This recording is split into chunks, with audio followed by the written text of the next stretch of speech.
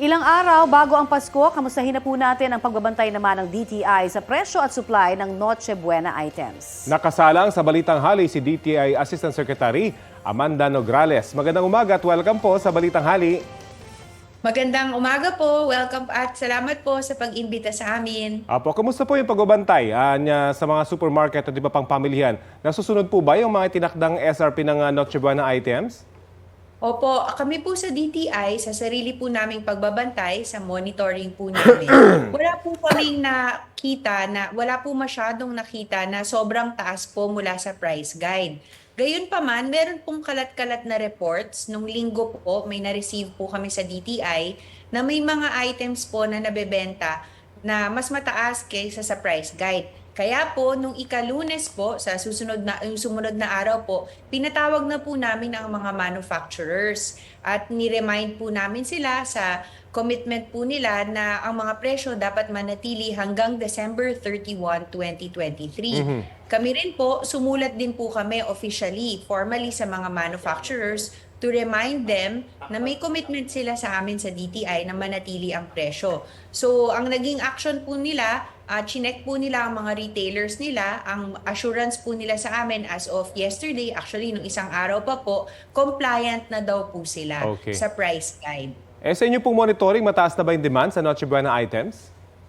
So far po, in terms of demand, hindi pa po ata nagpipick up kasi ang supply ay still the same pa rin po.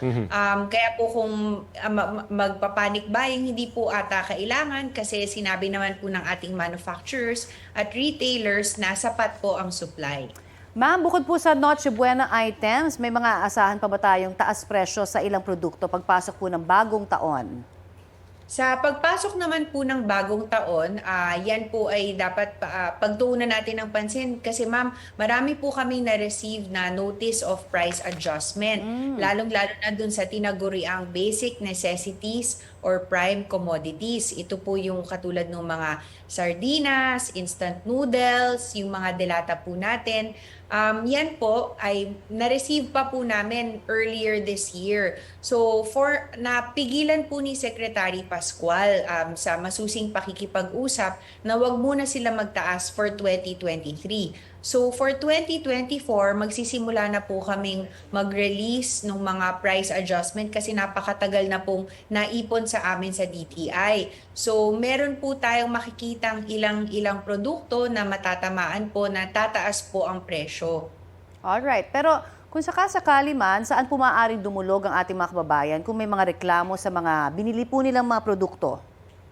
Yes, ma'am. Ngayon po kasi holiday season, no, maraming pamimili. Pwede po nila kaming i-email sa DTI, consumercare@dti.gov.ph kung meron po silang gustong i-report or ireklamo sa mga hindi po sumusunod sa ating nilabas na price guide or kung meron silang mga produktong nabili na depektibo or yung mga peke po na items, lahat po yan pwede po naming gawan po ng paraan, solusyonan at ipag-usap po ang mga seller and buyer dito po sa DTI. Alright, marami pong salamat, DTI Assistant Secretary Amanda Nograles.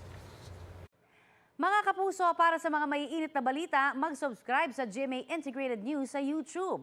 Sa mga kapuso abroad, subaybayan niyo po kami sa GMA Pinoy TV at sa www.gmanews.tv.